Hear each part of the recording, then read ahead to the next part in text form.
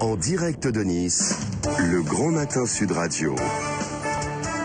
Le petit déjeuner politique. Merci d'être avec nous, les 8h34. Nous sommes en direct de Nice avec ce matin pour le petit déjeuner politique Christian Estrosi qui est maire Les Républicains de Nice. Bonjour Christian Estrosi. Bonjour. On va parler de l'actualité politique. On a entendu notamment le retour de l'ambassadeur de France à Rome. Avant ça, quand même, un mot parce que nous sommes là aussi pour ce carnaval qui va ouvrir ses portes demain. Le carnaval à Nice, c'est un événement incontournable. Et il y a aussi les questions de sécurité. Il faut être sur les deux fronts en même temps, quoi. Absolument, mais le carnaval de Nice est un des 3 grands carnavals du monde avec celui de Rio et de Venise, avec son identité qui lui est propre. C'est un grand événement, bien évidemment culturel, festif, et puis en même temps, c'est un grand événement pour notre économie locale puisque c'est près de 30 millions d'euros de retombées économiques pendant toute la période de carnaval. Donc chaque année, nous devons rivaliser à la fois d'innovation. Cette année, nous sommes sur le thème du roi du cinéma, puisque c'est le centenaire des studios de la Victorine à Nice, présidé par Costa Gavras et Catherine Deneuve. Et puis, nous avons bien évidemment, pour garantir la sécurité de tous, puisque nous accueillons près de 300 000 visiteurs pendant toute la période de carnaval, vous aurez l'occasion de le voir, un dispositif que nous avons élaboré avec le préfet des Alpes-Maritimes, des forces de sécurité qui nous sont aussi mobilisées par le ministre de l'Intérieur, beaucoup de portiques électroniques, des fouilles, des périmètres de sécurité. Voilà, aujourd'hui, tout ce qui est indispensable face aux menaces que nous connaissons pour organiser un grand événement. C'est un casse-tête pour le maire, pour un élu, justement, de toujours avoir ces conditions de sécurité en tête quand on organise un tel événement populaire, sachant que vous avez été évidemment particulièrement touché. Nice est sans doute la ville la plus traumatisée de France avec Paris, avec la tragédie que nous avons connue sur la promenade le 14 juillet 2016.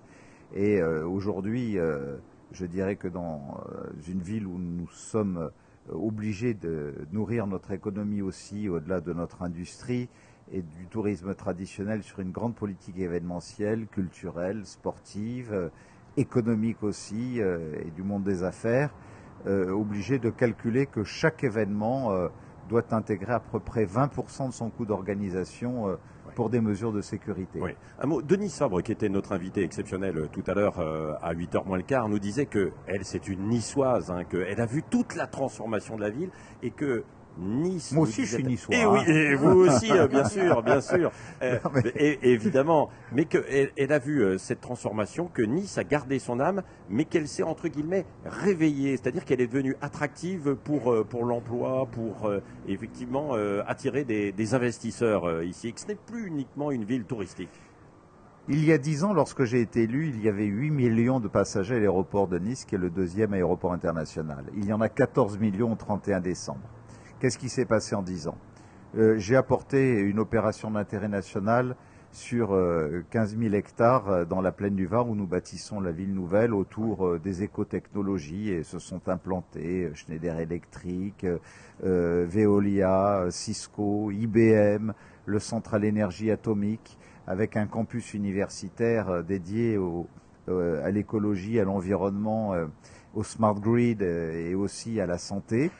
Et tout ça fait que nous marchons maintenant sur 2 jambes qui sont à la fois le tourisme traditionnel que nous connaissions et aujourd'hui l'industrie qui, dans le domaine des écotechnologies, de l'environnement, qui représente quasiment 40% de l'activité économique. Et en 10 ans, nous avons fait ce chemin et en même temps, nous avons transformé Nice en créant une coulée verte à la place d'une gare routière sur 12 hectares, en cœur de ville.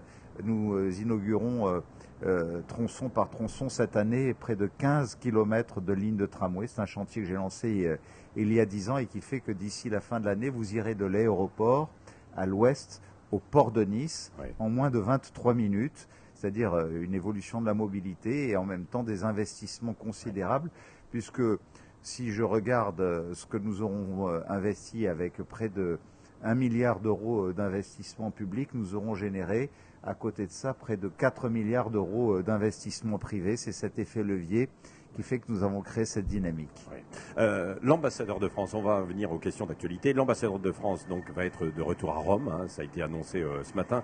Il est temps de jouer l'apaisement avec nos voisins italiens, vos voisins qui sont juste à côté. Pour vous, c'était terrible ce moment, ce qui vient de se passer, non? Alors c'était terrible, surtout moralement pour nos compatriotes, ou en tout cas nos voisins et amis italiens. Vous savez que vous êtes ici à Nice, dans une ville, d'abord qui est la première ville italienne de France, qui a 29 000 résidents, 22 000 résidents secondaires, 7 000 résidents principaux qui sont italiens, 1500 entreprises italiennes qui sont implantées. Et bon, moi je ne veux pas faire d'ingérence dans le débat entre le gouvernement italien et le gouvernement français. Non, mais enfin, vous étiez forcément gêné quand même. Mais ici, nous voulons dire très clairement que dans le domaine de la culture, dans le domaine de l'industrie, dans le domaine de l'économie, dans le domaine social, dans le domaine du sport, nous avons une histoire partagée. Nous sommes les deux sœurs de la latinité au bord de la Méditerranée et que nous n'entendons pas affaiblir quoi que ce soit dans nos relations amicales et fraternelles dans la ville de Garibaldi, qui a été le garant de l'unité italienne, qui a été le fondateur de l'esprit républicain sur tous les continents à la fin du 19e siècle. Eh bien, nous disons très clairement que, quels que soient les rodomontades des gouvernements, nous continuerons à vivre fraternellement avec nos amis italiens. Oui, et c'est pour ça que vous organisez ce midi, place Garibaldi, vous avez appelé à un grand rassemblement transfrontalier. C'est que ça va être quoi ce rassemblement? Eh bien, vous aurez une trentaine de maires voisins italiens de la Ligurie, du Piémont, qui seront parmi nous à cette occasion et qui ont affiché sur leur mairie, pour beaucoup d'entre eux, le drapeau français lorsqu'il y a eu les déclarations de Salvini. Et puis, vous aurez bien évidemment de nombreux maires de la métropole de Nice-Côte d'Azur qui seront là pour les accueillir, des représentants du monde de la culture, de l'économie, du commerce, de l'industrie, des deux côtés, pour que nous clamions ensemble avec sans doute plus d'1 millier de citoyens français et italiens qui seront là pour clamer notre volonté de continuer à cheminer ensemble, à vivre ensemble. Oui. Il faut rappeler que la France est le deuxième client et le deuxième fournisseur en Italie, qu'il y a près de 70 milliards d'échanges commerciaux entre nos deux pays et que c'est un bien précieux. Et nous voyons là aussi la fragilité de l'Europe qui n'est pas capable de régler un certain nombre de problèmes. Et notamment sur les questions migratoires, Christian Estrosi. C'est compliqué. Nice Matin met en une ce matin donc les migrants mineurs. Ça, c'est une question extrêmement sensible parce que, évidemment, quand ils sont interpellés à un endroit, contrairement aux migrants majeurs, on doit s'en occuper, on doit les prendre en charge. Oui, c'est notre responsabilité. C'est fait partie des règles européennes et puis il n'est pas pensable que nous laissions un mineur, surtout lorsqu'il a fait un trajet, fait des preuves de souffrance dans le pays d'origine d'où il vient, que nous n'assumions pas pleinement notre responsabilité. Oui, mais alors du coup, comme ils rentrent par la frontière ici, ils vont tous rester, ces migrants mineurs, du côté de Nice. C'est bien pour cela que nous devons avoir une politique européenne qui règle ce problème et que le débat européen que nous aurons au mois de mai prochain doit apporter des réponses politiques à tout cela. L'Europe qui, ces derniers temps, déjà au plan industriel, a montré ses fragilités. On l'a vu en s'opposant à la fusion d'Alstom-Siemens la semaine dernière et on va se faire sans doute dévorer par le géant chinois dans le domaine ferroviaire CRCC. Nous voyons le retrait d'Airbus sur la 380 alors que c'est l'Europe est fragilisée en ce moment. Il y a un problème de stratégie industrielle et d'un autre côté, il n'y a pas cette Europe politique qui fait que nous réussissions pour faire face à la fois à l'Asie, à l'Afrique, où nous devrions apporter une politique de coopération beaucoup plus forte et fixer des politiques de quotas migratoires communs à l'ensemble de l'Union européenne, faire face aux États-Unis aussi. Nous ne sommes pas assez forts et je souhaiterais que les élections européennes soient l'occasion pour dire que nous avons besoin d'une autre politique. Pendant ces élections européennes, j'apporterai ma contribution de maire, oui. Parce qu'aujourd'hui, l'Europe, c'est aussi une Europe des régions, des territoires. Oui. Ici à Nice, nous aurons obtenu plusieurs centaines de millions d'euros d'aide européenne qui est-ce que pour vous un allez certain soutenir? nombre de nos projets. François-Xavier Bellamy, chez les Républicains?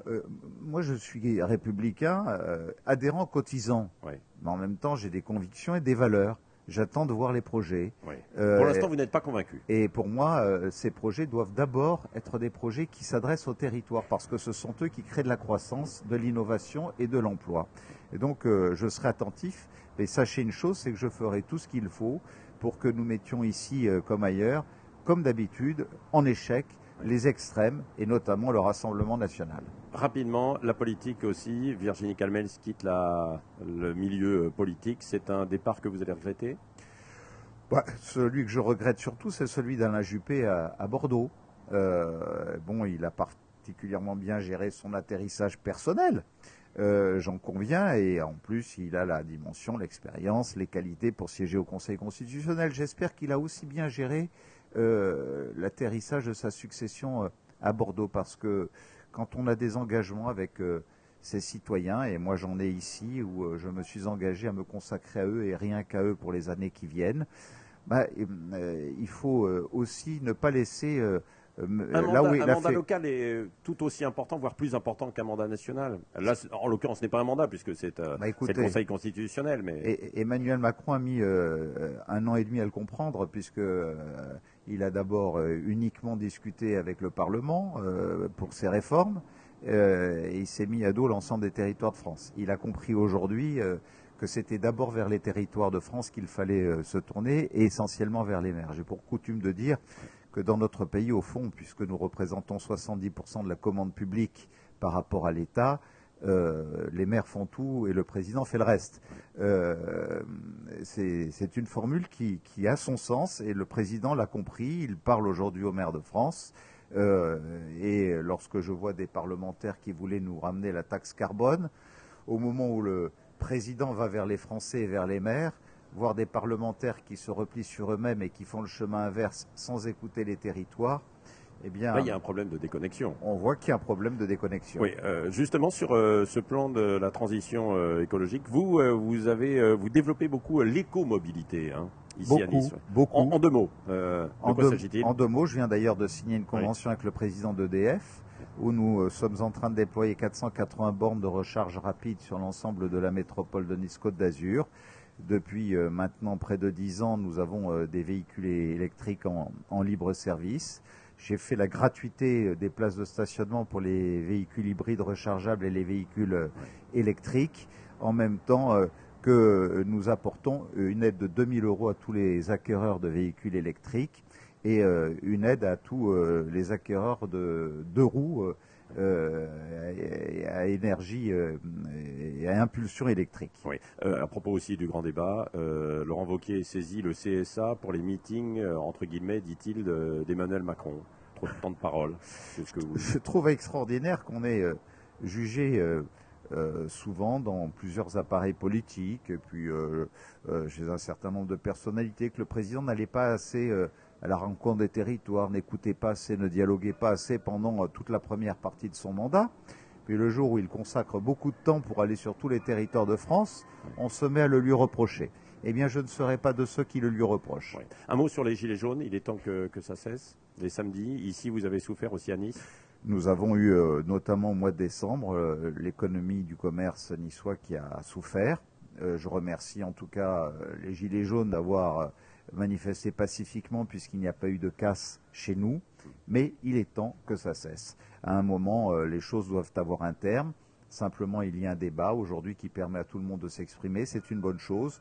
Simplement, je reformule ma demande au président de la République que le 15 mars, ce débat ne se termine pas sans que les Français ne puissent se prononcer.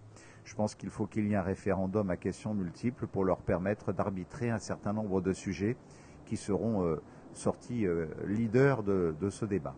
Merci Christian Estrosi d'avoir répondu aux questions en direct de Nice ce matin à Sud Radio. Dans un instant, Patrice Maggio de Nice Matin et André Berkoff. Restez avec nous, 8h48, c'est Sud Radio. 5h10.